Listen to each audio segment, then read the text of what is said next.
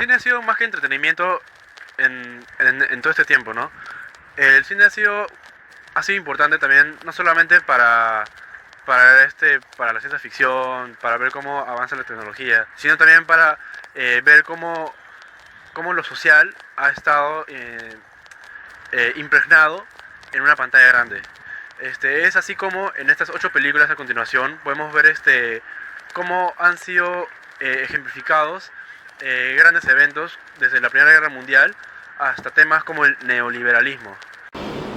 Bueno, Sin Novedad al Frente de 1930 es una de las primeras películas brutales que habla sobre la Primera Guerra Mundial.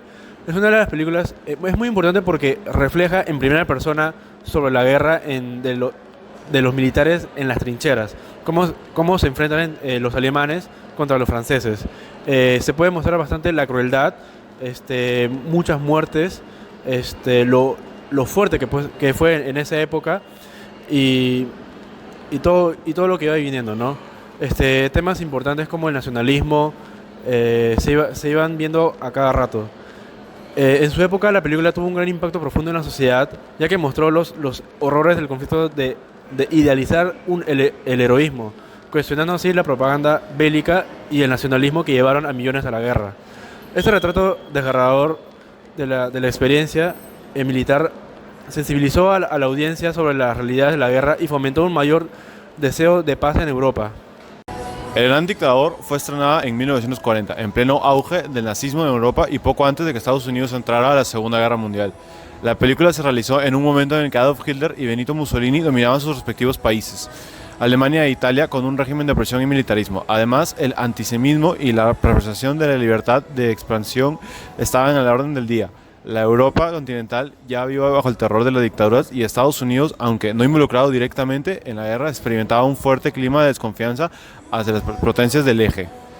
Chaplin, conocido por su habilidad para tratar temas serios con humor, no dudó en usar su fama para criticar abiertamente los usos de este régimen totalitarios y defender los valores democráticos y humanos. También se reconocía que Chaplin tenía un cierto conflicto con Adolf Hitler, el cual aprovechó para hacer burla y una sátira a este dictador.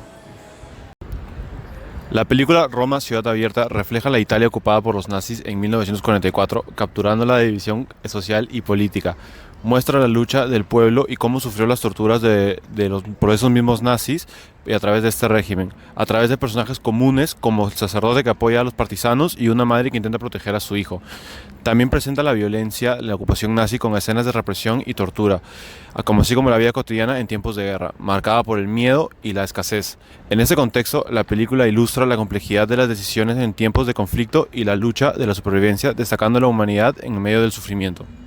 El diario de Ana Frank es una película estadounidense de 1959 basada en el famoso diario escrito por Ana Frank, una niña judía que se escondió junto con su familia de los nazis en Ámsterdam durante la Segunda Guerra Mundial. La película está dirigida por George Stevens y se basa en la obra teatral de Francis Gurcher y Albert Haeckel, que ya habían elaborado un guión anteriormente y una película muda.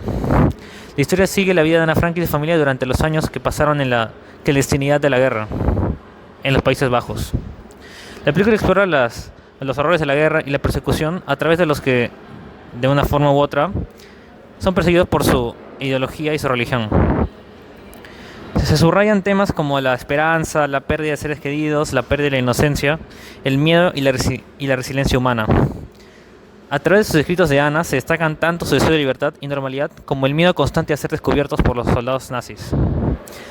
El director utiliza una cinematografía en blanco y negro que acentúa el tono sombrío y una atmósfera que da terror. Doctor Strangelove, dirigida por Stanley Kubrick, es una sátira oscura sobre la Guerra Fría y la amenaza de destrucción nuclear. La película explora temas de la paranoia, la racionalidad del poder político y militar y la fragilidad de la humanidad frente a sus propias creaciones destructivas. A través del humor negro, critica las políticas de difusión nuclear y la absurdidad de la carrera armamentística. Estrenada en 1964, Kubrick emplea una cinematografía en blanco y negro que acentúa el tono serio y a la vez irónico de la película. Utiliza cuadros simétricos y la iluminación de alto contraste para resaltar el surrealismo y la tensión en las escenas. Con la famosa sala de la guerra con su mesa redonda iluminada y el imponente plano general del Big Board.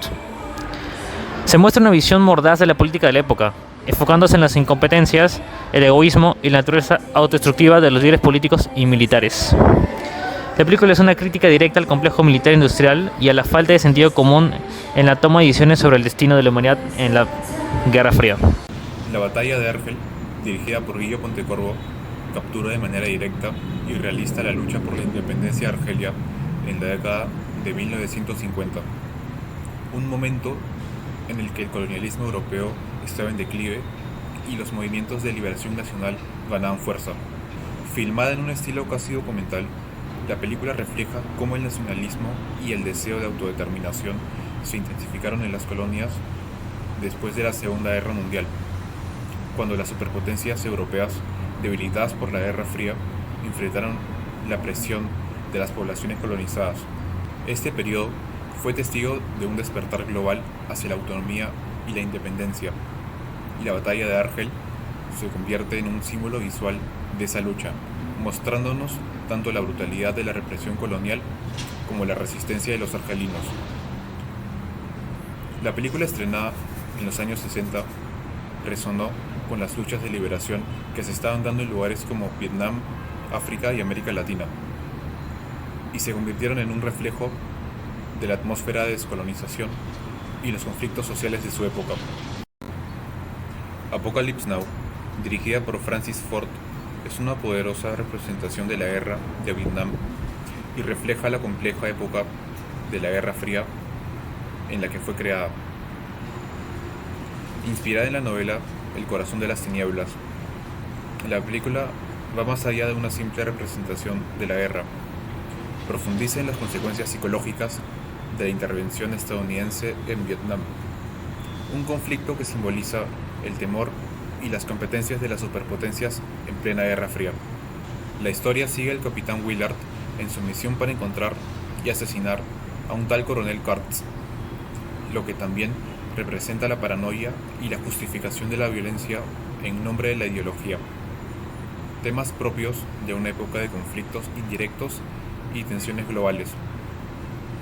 Filmada en un momento en que la sociedad estadounidense se encontraba desilusionada y crítica respecto a sus propias intervenciones en el mundo.